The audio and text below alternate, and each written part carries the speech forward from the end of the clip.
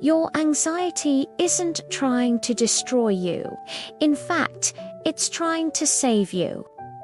But here's what nobody tells you about why it feels so unbearable. And by the end of this video, you'll understand the one thing that changes everything. Look, I'm not going to pretend I'm some guru who figured it all out. But after years of battling anxiety myself, studying the neuroscience behind it, and talking to thousands of people in this community, I've discovered something crucial. Anxiety isn't the enemy, it's a confused protector. And once you understand this, everything shifts. In the next 10 minutes, I'm going to break down what's actually happening in your brain when anxiety hits, why traditional advice often makes it worse, and the 3 counterintuitive strategies that actually work. Here's the thing everyone gets wrong about anxiety. We're told to just calm down, to think positive, to stop worrying. But here's what happens instead. You try to push the anxiety away, and it gets stronger.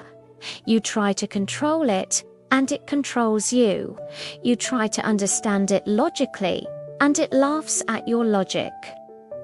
This is what I call the anxiety paradox. The more you fight it, the more power you give it. And there's a scientific reason why this happens. Your amygdala, the fear center of your brain, doesn't speak the language of logic. It speaks the language of survival.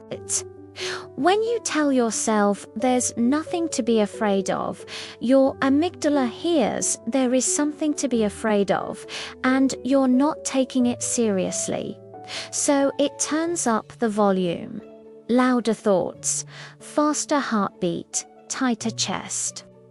Have you ever noticed how anxiety always seems to attack you at 2 a.m. or right before something important? That's not random. That's your brain doing exactly what it's designed to do.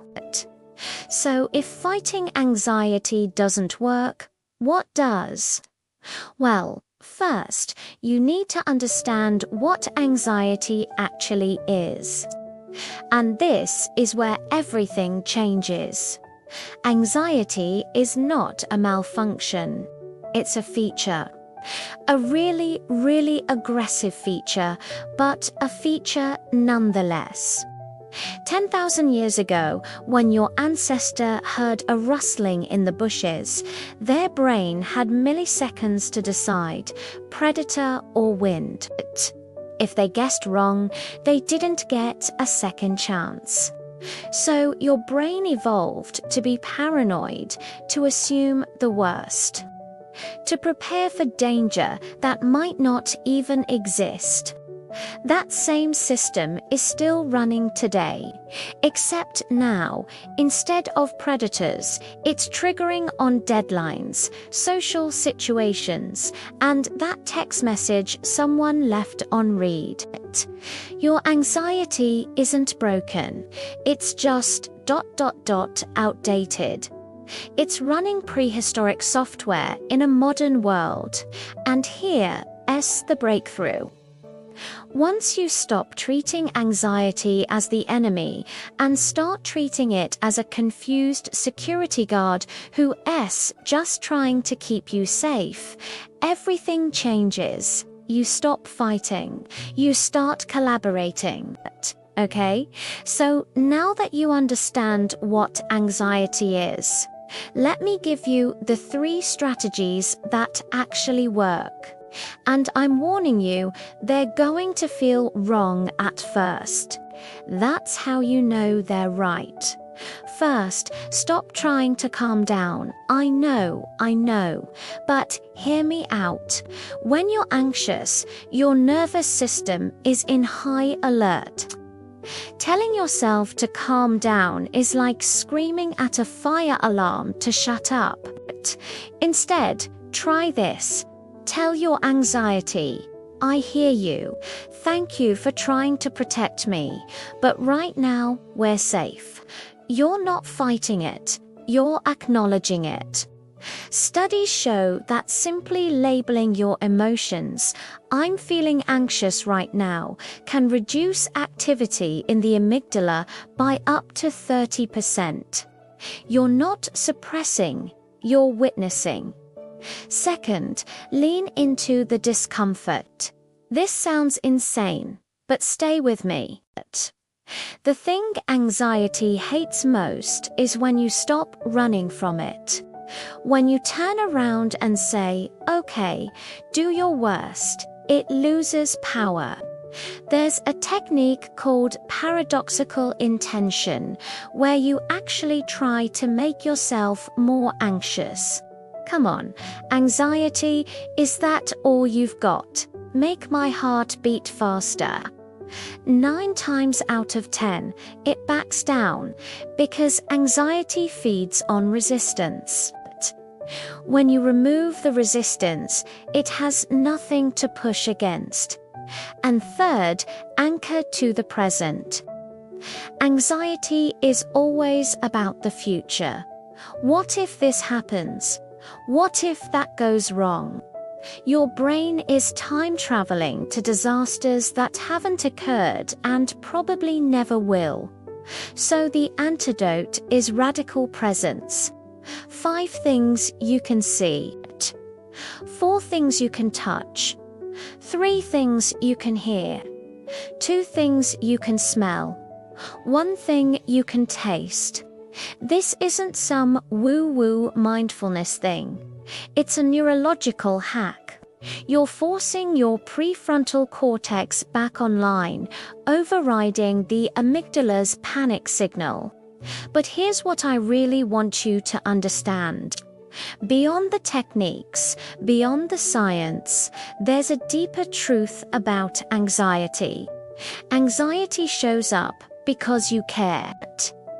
It shows up because things matter to you, because you want to do well, because you don't want to let people down, because you're still fighting for the life you want.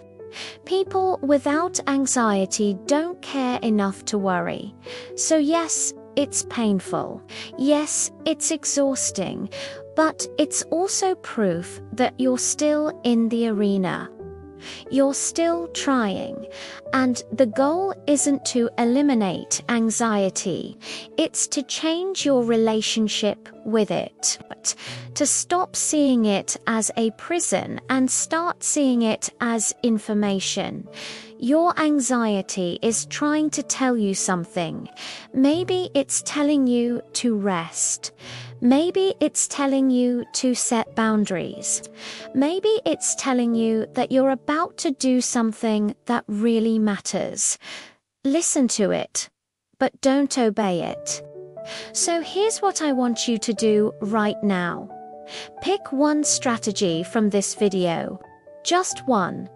Not all 3. 1. Try it the next time anxiety shows up. And then come back here and tell me what happened. Because when you share your experience, it helps someone else who's watching this in the middle of the night, wondering if they're the only one. You're not alone in this. This whole community is built on people who understand what it's like to have a brain that won't shut up. So drop a comment, and if this video helped you, hit that like button so YouTube knows to show it to more people who need it. Subscribe if you want more content like this, because we're just getting started. Remember, your anxiety isn't trying to ruin your life, it's trying to save it. It's just really bad at its job. But you're learning to be better at yours. And that's what makes all the difference. I'll see you in the next video. Until then, be kind to yourself. You're doing better than you think.